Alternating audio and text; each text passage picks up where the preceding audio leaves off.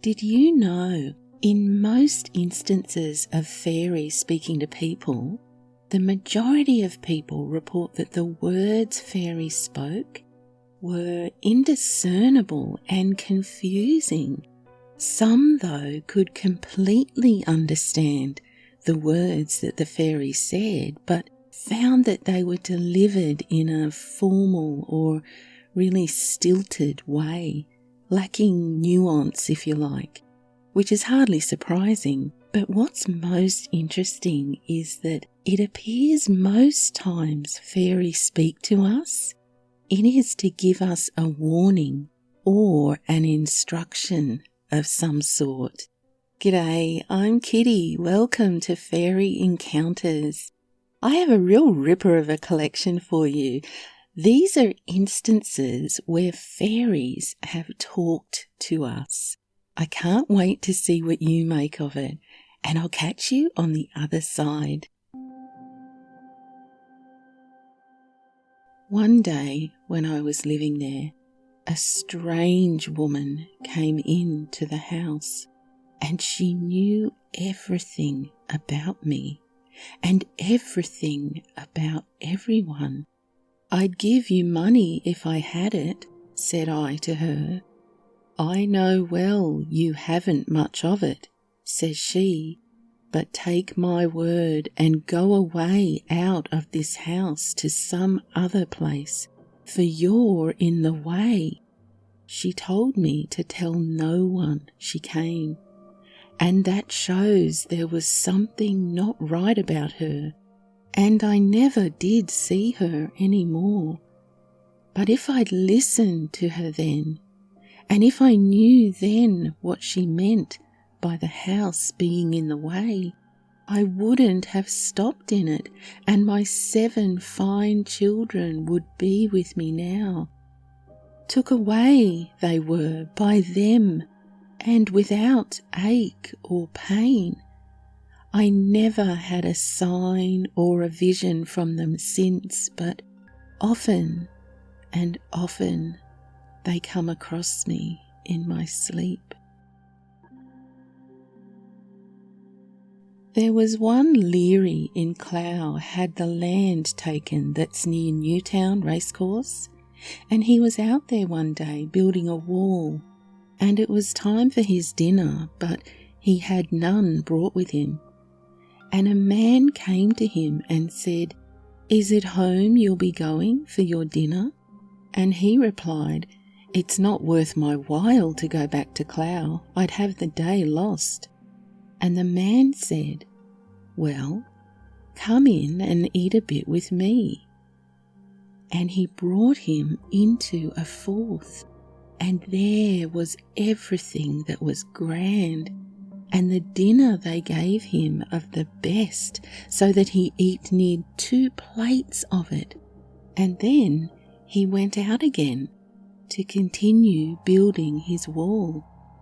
And whether it was with lifting the heavy stones, I don't know, but with respects to you, when he was walking the road home, he began to vomit, and all what he vomited up was green grass.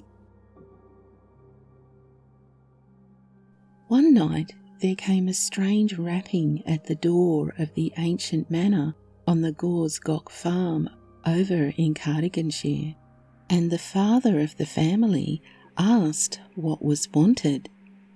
Thin, silvery voices said they wanted a warm place in which to dress their children and to tidy them up.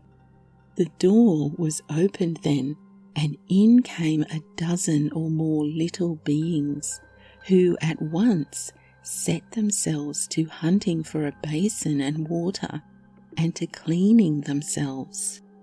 They stayed until daybreak, and when they departed, they left a pretty gift in return for the kindness. One night, my great-grandfather was returning from a neighbour's house, and as he was crossing the bogs at Slavoy, he saw that they were covered with tiny little men wearing red coats and green caps. Some of them were hurling and others playing football.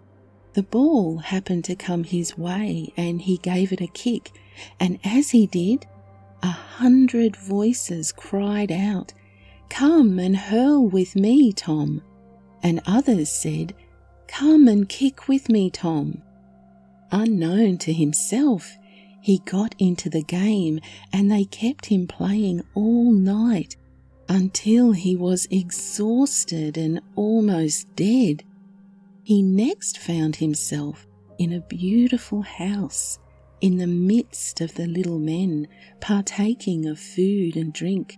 But everything he made an attempt to eat or drink seemed to be knocked from his fork, and the drink seemed to spill before it reached his mouth. People afterwards told him that it was some good friend that prevented him from eating the fairy food, as if he had partaken of it, he would never have got from under their power. When morning came, my grandfather found himself lying all alone on the rushes, feeling very tired and exhausted after his strange experience. And my grandmother, who is still alive, says that he did not recover for weeks. A man, whose Christian name was William, was enticed by the fairy folk to enter their dance as he was on his way to the Swansea market in the early morning. They kept him dancing some time and then said to him before they let him go, "Will dance well, the last going to market and the first that shall sell." And though he arrived at the market very late, he was the first to sell anything. I'm from Ennis, and in my family we were always warned to greet any stranger walking against you, even in the dark. The story goes that Grandad was walking up the road from the house and came against a fella. He said some sort of salutation and the man responded in kind. Then my Grandad looked back to see him slowly disappear into thin air. I knew of a herd's house where 5 or 6 herds went one after another, and every one of them died, and their dogs and their cow.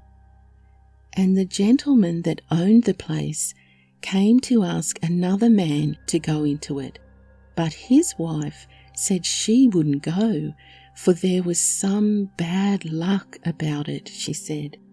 But she did go after, and she was a very clean woman, not like some that do keep their house dirty. Well, one day a woman came to the door and asked for a dish of oaten meal, and she took it from the shelf and gave it to her. "I'll bring it back to you tomorrow," the strange woman said. "It'll be easy getting it then when it's market day." "Do not," said the woman of the house, "for if you do, I won't take it." "Well," the stranger said, "you'll have luck after this. Only one thing I will tell you. Keep that door at the back shut, and if you want any opening there, let you open the window." Well, so she did, and by minding that rule and keeping the house so clean, she was never troubled by them and lived there all her life. Leave a few cold potatoes outside. You surely should do it, and not to leave the house without spring water. I knew a boy that was sleeping up in the loft of a house, and one night they had forgotten to leave water within the kitchen. And at about midnight, he awoke and he saw through a hole in the loft 2 women, and one of them just after having a baby. And they said, "What way will we wash the child? And no water here. We must take the pan of milk down from the shelf." So the boy said out loud, so that they'd hear him, "I must go for spring water. I forgot to leave it below." So he went out and got it and left it there, and did not let on that he saw them. And for I forget what time after that, there was no morning he put his clothes on, but he'd find a half-crown in his boot. To do you harm? No, but the best of neighbours they are, if you don't chance to offend them. I often saw them when I had my eyesight. One time they came about me, shouting and laughing, and there were spouts of water all around me, and I thought that I was coming home, but I was not on the right path and couldn't find it, and went wandering about. But at last one of them said, "Good evening, Kelleher." Then they went away, and in that moment I saw where I was by the stile. They were very small, like little boys and girls, and had red caps on. I always saw them like that, but they were bigger at the butt of the river. They go along the course of the rivers, you know. Another time they came about me playing music, and I didn't know where I was going, and at last one of them said, just the same way, "Good evening, Kelleher," and I knew then that I was at the gate of the college. Theirs is the sweetest music and the best that can be heard, like melodeons and fifes and whistles and every sort. There was a herd's house near Loughree that had a bad name, and a strange woman came in one time and told the woman of the house that she must never throw dirty water out of the back door. "For," said she, "if you had clean linen hanging there on a line before the fire, how would you like anyone to come in and to throw dirty water over it?" Then she bid her to leave food always on her dresser. "For," said she, "wherever you leave it, we'll be able to find it."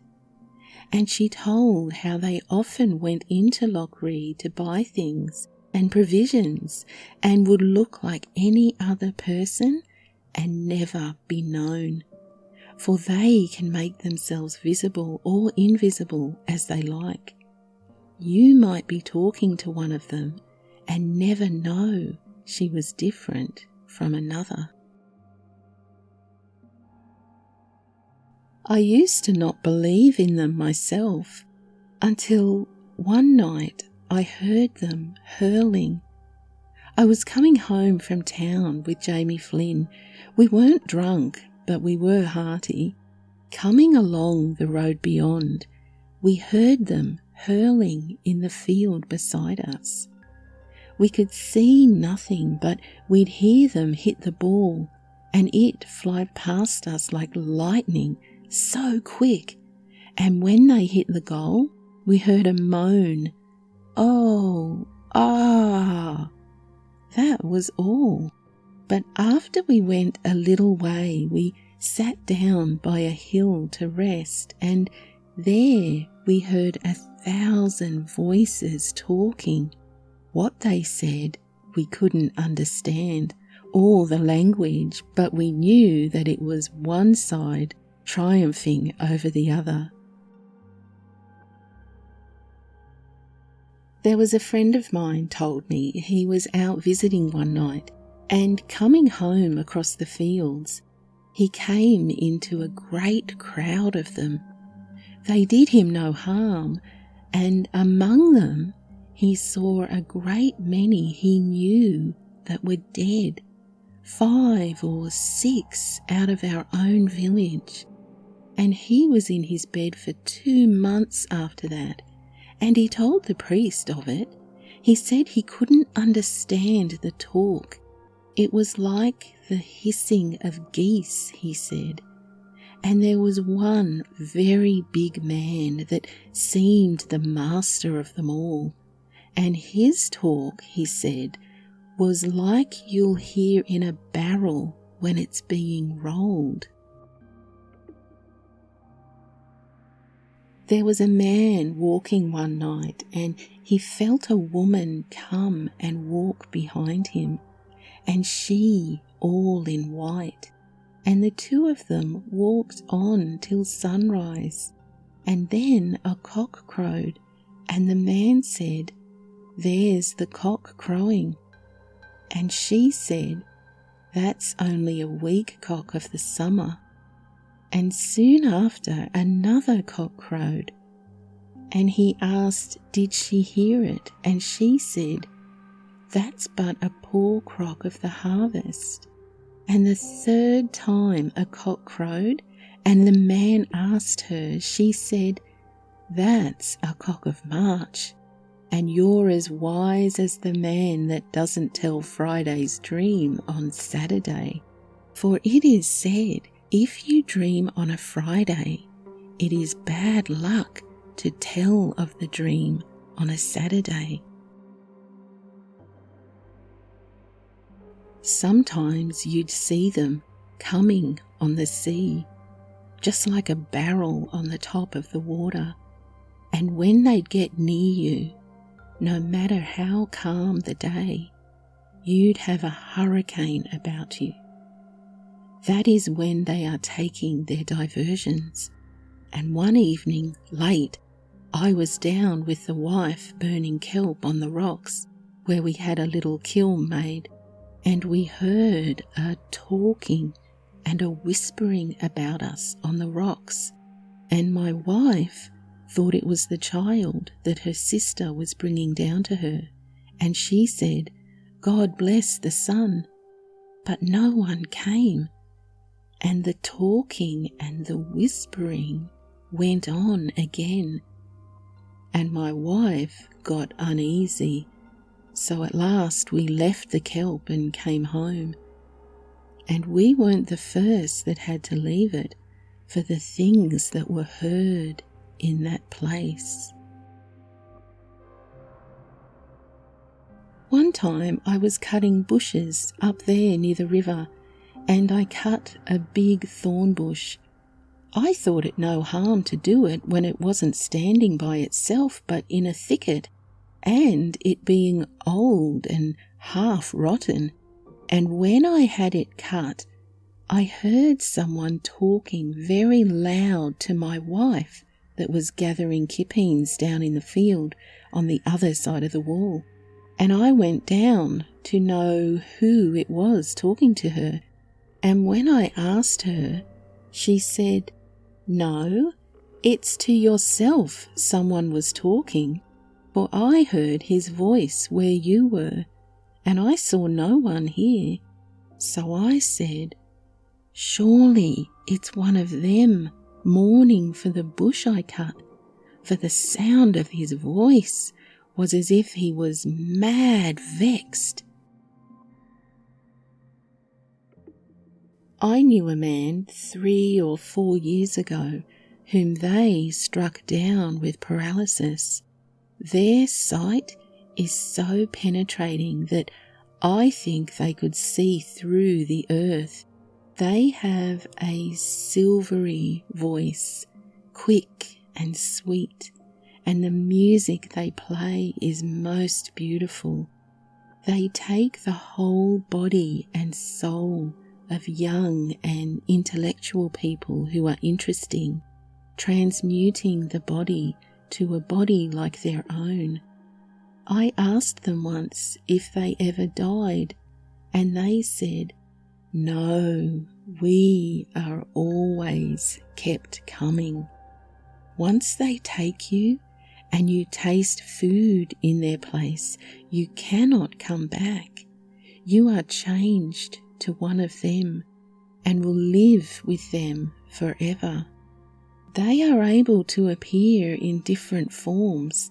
One once appeared to me and seemed only 4 feet high and stoutly built, and he said to me, "I am bigger than I appear to you now. We can make the old young, the big small, the small big." And one of their women told all the secrets of my family. She said that my brother in Australia would travel much and suffer hardships, all of which came true, and foretold that my nephew, then about 2 years old, would become a great clergyman in America, and that is what he is now.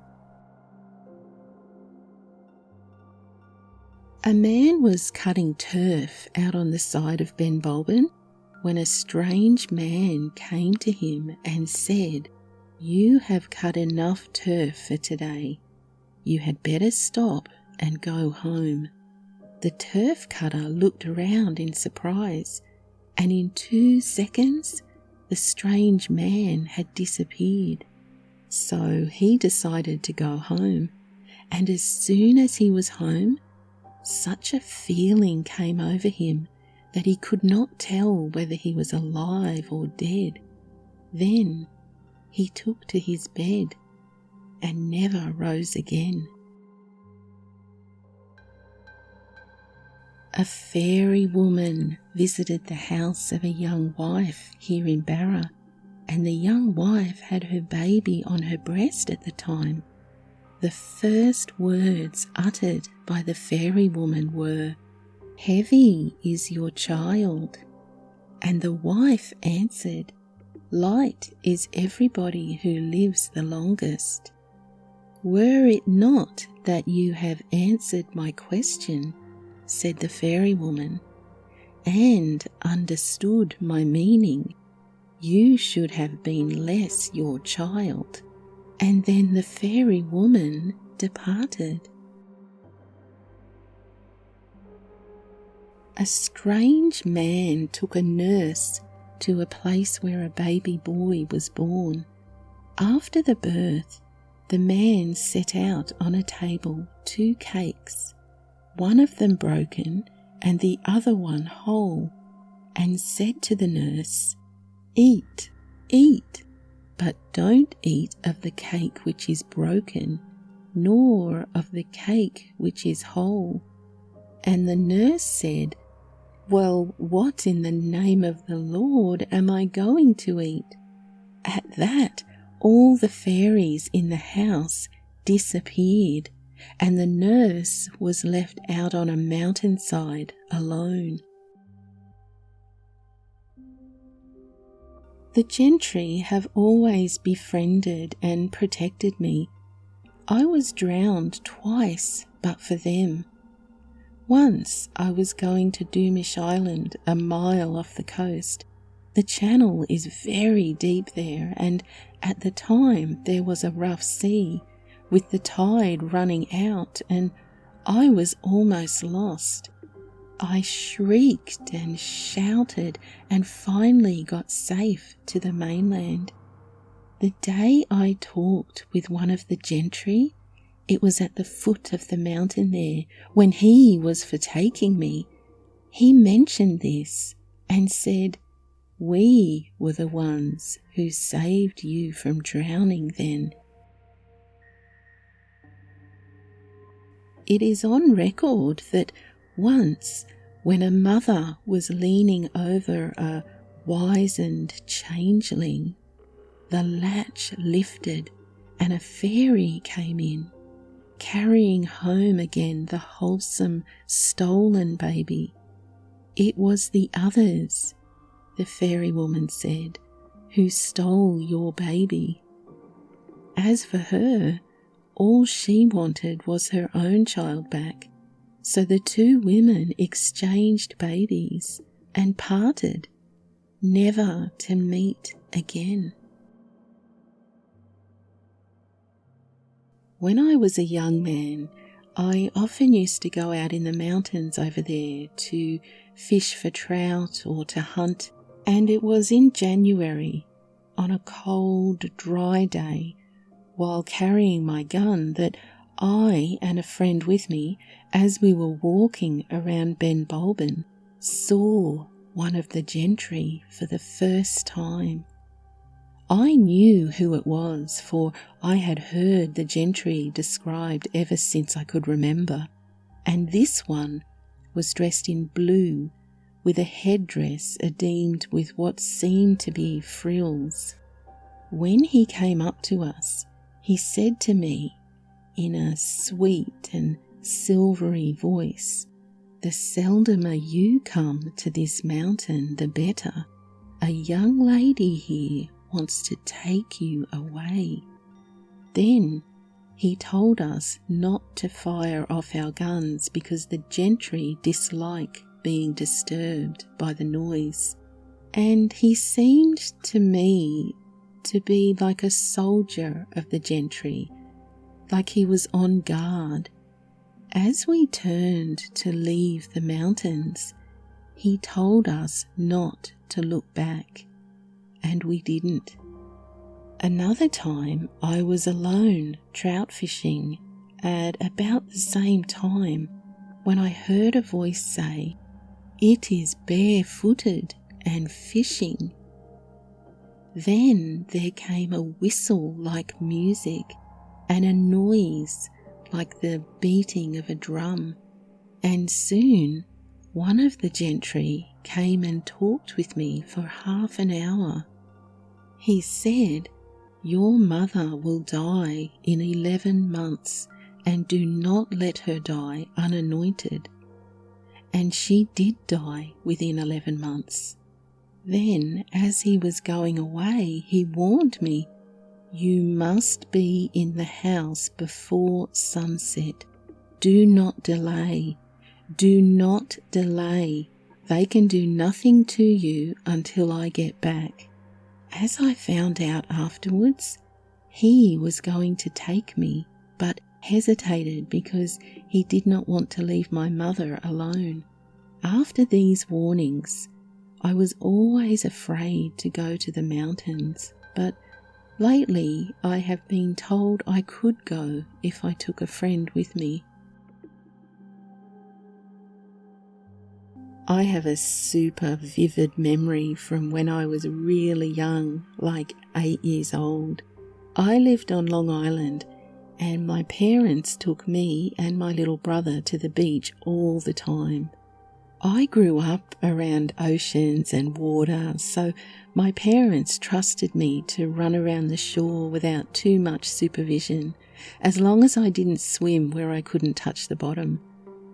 I remember I was collecting shells and rocks on the bay while my mum was feeding my little brother, and I climbed around these huge brown rocks that were halfway in the water.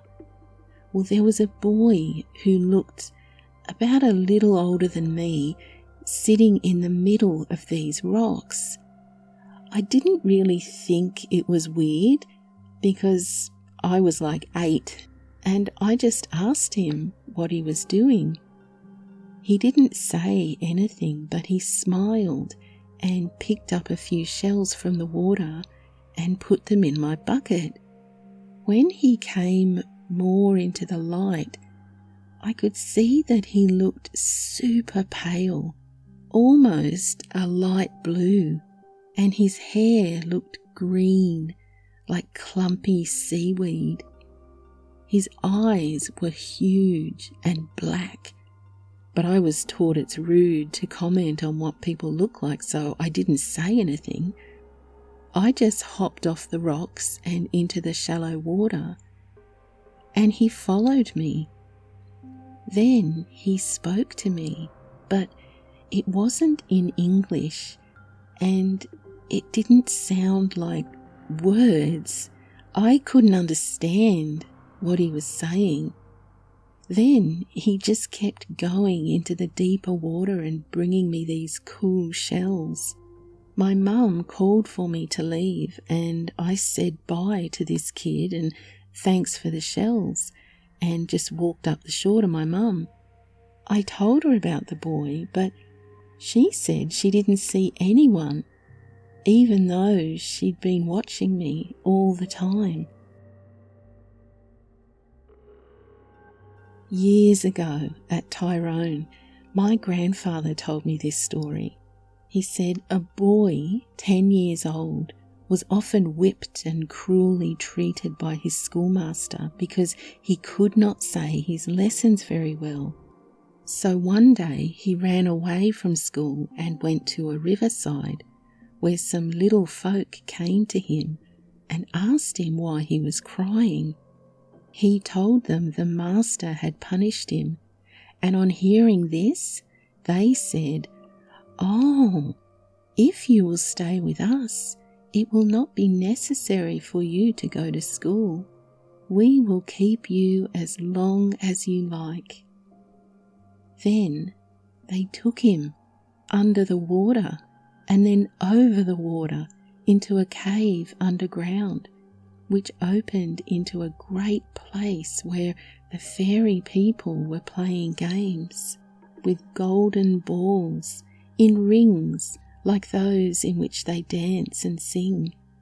After he had been there in that place, in the fun enjoyment of all its pleasures, he wished very much to return to his mother and show her the golden ball which the fairy folk had given him. So he took the ball in his pocket and hurried through the cave the way he had come. But at the end of it, and by the river, 2 of the fairy folk met him, and taking the ball away from him, they pushed him into the water, and through the water he found his way home. He told his mother how he had been away for a fortnight, as he thought, but she told him he had been away for 2 years. Though the boy often tried to find the way back to the fairy folk, he never could. And finally, he went back to school and became a scholar and a parson. A green mound near the village of Pennygown in the parish of Salem, Mull, was at one time occupied by a benevolent company of fairies. People had only to leave at night on the hillock the materials for any work they wanted done, such as wool to be spun or thread for weaving, telling what was wanted, and before morning the work was finished. Well, one night a wag left the wood of a fishing net buoy, a short, thick piece of wood, with a request to have it made into a ship's mast. The fairies were heard toiling all that night and singing, "Short life and ill luck attend the man who asked us to make a long ship's big mast from the wood of a fishing net buoy. In the morning the work was not done, and these fairies never after did anything for anyone." A country nurse was requested by a strange man on horseback to go with him to exercise her profession, and she went with him to a place she had never seen. When the baby was born, every woman in the place where the event happened put her finger in a basin of water and rubbed her eyes. And so the nurse put her finger in and rubbed it on one of her eyes. Then she went home and thought no more about it. But one day she was at the fair in Grange and saw some of the same women who were in the fairy place when the baby was born. Though, as she noticed, she only could see them with the one eye she had wet with the water from the basin. The nurse spoke to the women, and they wanted to know how she recognized them, and she, in reply, said it was with the one eye, and asked, "How is the baby?" "Well," said one of the fairy women, "and what eye do you see us with?" "With the left eye," answered the nurse. Then the fairy woman blew her breath against the nurse's left eye and said, "You'll never see me again." And the nurse became blind in the left eye after that. Certainly one thing we can take from these reports is that the fairy aren't much for a long chat, are they? They don't sit down for a good old yarn with a person. When they speak to us, it is usually short and to the point. Why do you think this is? Please share your thoughts in the comments. And if you're new here, welcome. And please say hi in the comments. We're a friendly little community here at Fairy Encounters. I hope you've enjoyed this video. Until next time, stay curious. Cheerio!